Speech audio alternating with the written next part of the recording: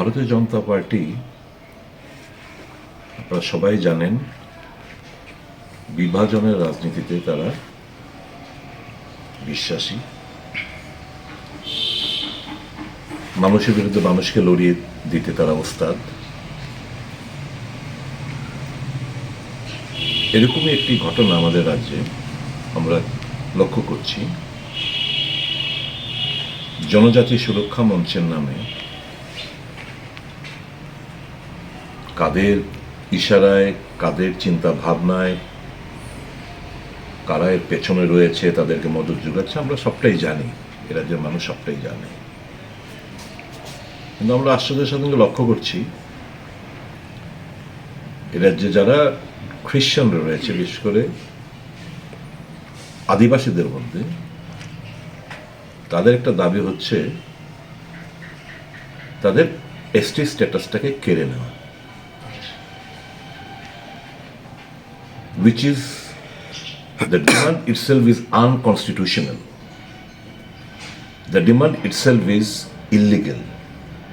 The demand itself is provocative. এটা হচ্ছে ওই বিভাজনের রাজনীতির চিন্তাধারার একটা বহিঃপ্রকাশ।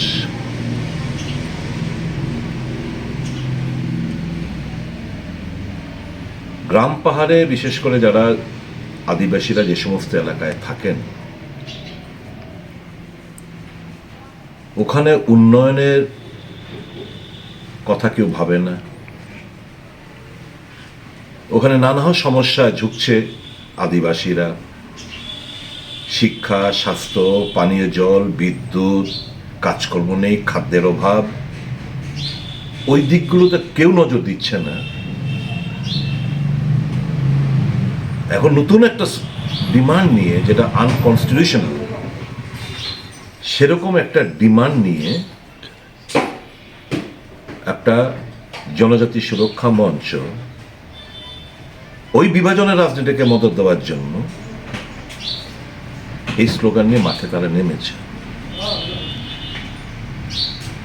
এর পেছনে, এবং আমরা আশ্চর্য হয়ে গেছি, বিভিন্ন রাজনৈতিক দল তার প্রতিক্রিয়া দিতে শুরু করেছে। শাসক গোষ্ঠী এখন পর্যন্ত চুপ, সরকার এই ব্যাপারে চুপ। আমরা জানতে চাই শাসক গোষ্ঠীর এই যে ডিমান্ড, তাদের প্রতিক্রিয়া কি, সরকারের কি স্ট্যান্ড, এটা কংগ্রেস দল জানতে চায়। 25 তারিখ আপনারা জানেন, এটা শুধু খ্রিশ্চানদের না, সকল মানুষের একটা উৎসব, বড়দিন, ক্রিসমাস ডে।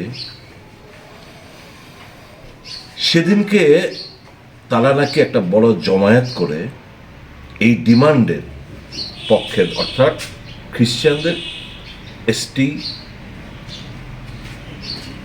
কেড়ে নেওয়ার যে ডিমান্ড, এটা নিয়ে রাজধানীতে একটা বড় মিছিল তারা করবে। আমার জানা নেই সরকার পারমিশন দিয়েছে কিনা। যদি দিয়ে থাকে, আমি বলবো এটা ক্যান্সেল করার জন্য, since it is unconstitutional, provocative. আমরা চাই না মানুষ মানুষের বিরুদ্ধে লড়াই করাতে।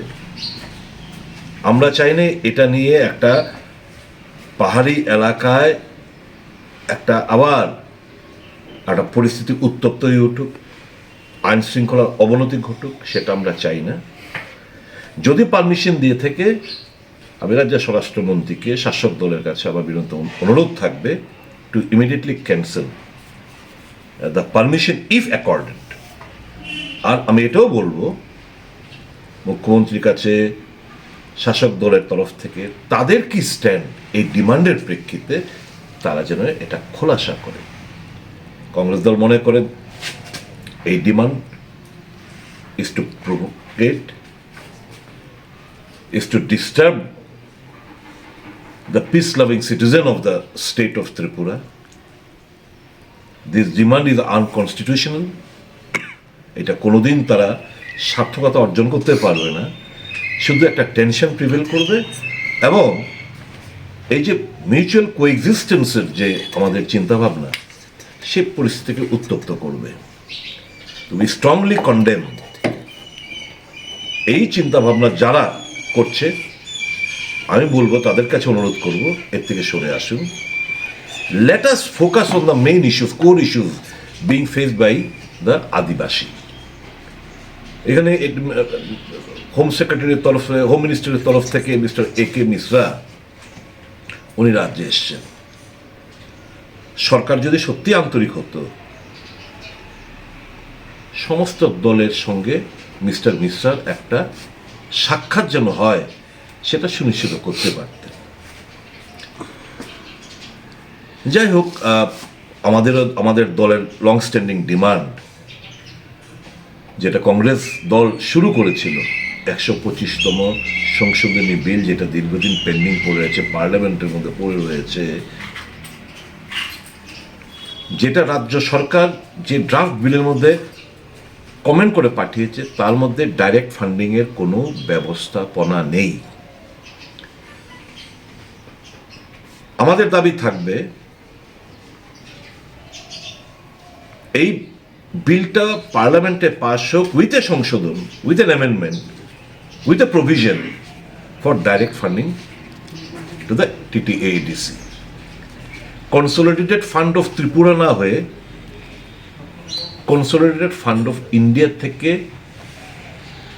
ওই আর্টিকেল 275, 280 মোতাবেক টাকার শেয়ার যেন TTADC পেয়ে থাকে,